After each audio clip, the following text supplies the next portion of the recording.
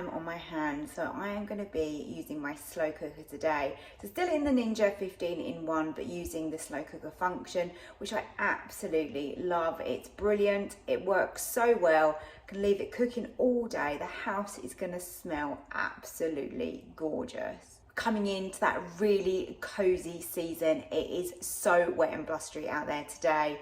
Looking forward to a really yummy, warming and comforting dinner tonight. I've done a little bit of prep already, which you can probably see back there, but let me show you how to make this. For this recipe, I'm using a piece of roasting beef here.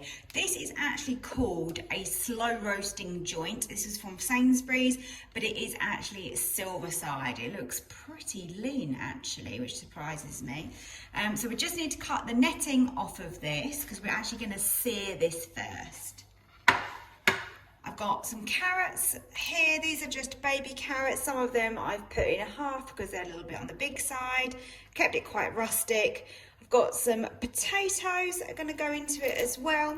I've got an onion, and this is really for flavour. We're just going to peel it basically, and then that can just pop into the bottom. So maybe into quarters will be fine for that. Then I've got some garlic, and again, these are just for flavour.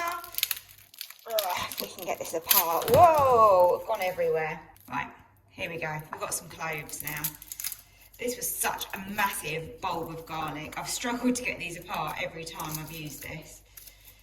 So maybe 3 bulbs of garlic. These are massive ones. So we'll bung in 3. Then other ingredients we have got here is bay leaves. So let's grab a couple of bay leaves. Give good flavour, don't they? And then when we're ready to go, we've got some wine, salt and pepper, some rosemary, and I am choosing to use a beef and red wine gravy. You don't have to put a gravy into it. I had that, so I've decided to use it. You could just purely put in a stock pot. I've got a red wine one here. You can use a beef one, whatever you want, but I'm actually going to top it up with that because I don't think that's going to be enough. I'm going to cook this on low, and it's going to have at least probably 8 hours. I mean, this is a big piece of beef. I've turned the Ninja onto sear and saute. If your slow cooker doesn't have this option, then you can just literally do this in a frying pan. So some oil in the bottom there. I'm just going to wait for that to heat up, and then we're going to sear the beef.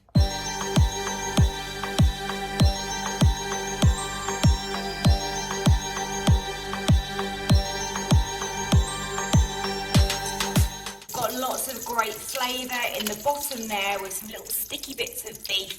So we're going to deglaze. We're going to deglaze the pan with some red wine. This is optional, you don't have to do it. And we're just going to literally cook off that wine. Get those gnarly bits off the bottom there. This is just really going to add some amazing flavour to this slow cooked beef. Right, onto slow cook, we're going to go with low, and then we're going to increase that time to 8 hours. Whoops.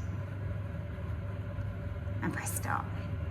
The beef has got around 50 minutes left in the slow cooker. I've had a little check on that. I've been turning it over. If I put a knife into it, it's getting quite tender, which is great. In here I've got my regular Yorkshire pudding mix. This is for my husband and my son. And then in this one, I've got a gluten-free Yorkshire mix for me. If you want the recipe for either of those, then please just leave a comment below.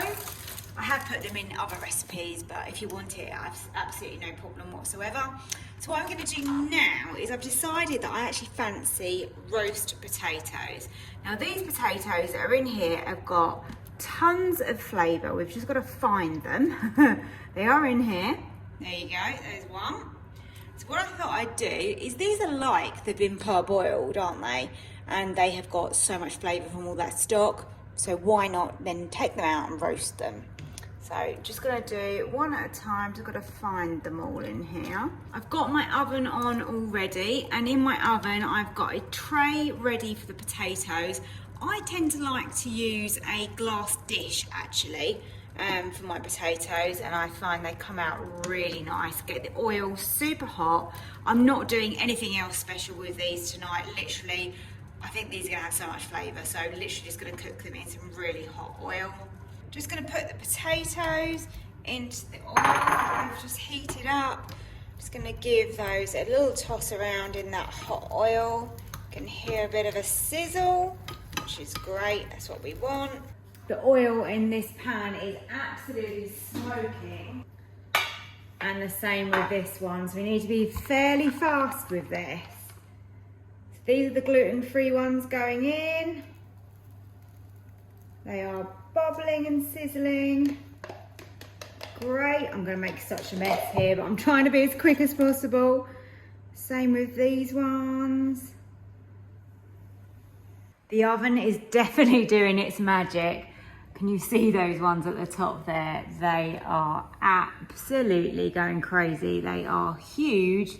And then underneath we've got the smaller gluten-free ones. They're never gonna be as amazing as the real ones, but they are still rising. Every minute they're in there, it's just getting bigger and bigger and bigger.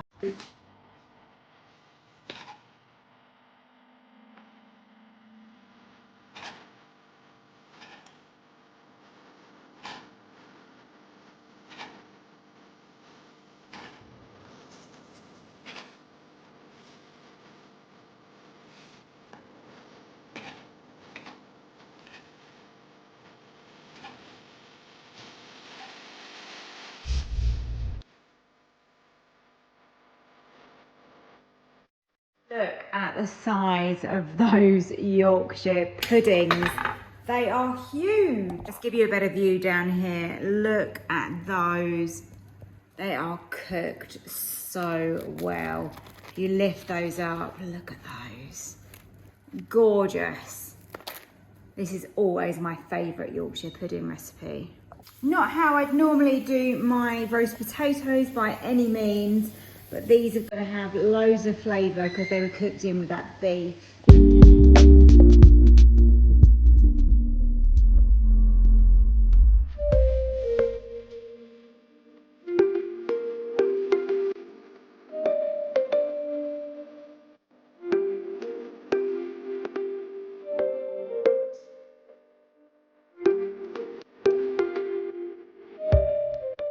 The beef has come out really tender and really soft, and my gluten-free Yorkshires are a really good success as well.